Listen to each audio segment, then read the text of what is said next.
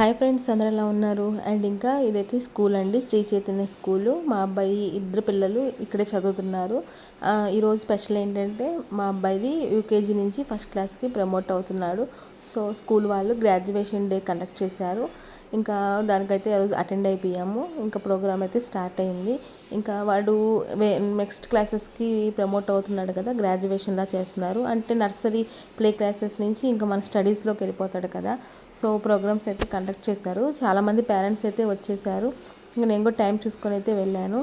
ఇంకా డ్యాన్స్లు, తర్వాత కొన్ని స్పీచ్లు ఎడ్యుకేషన్ గురించి మొత్తం క్లియర్గా చెప్పడం కానీ మొత్తం అన్నీ బాగా చేశారు.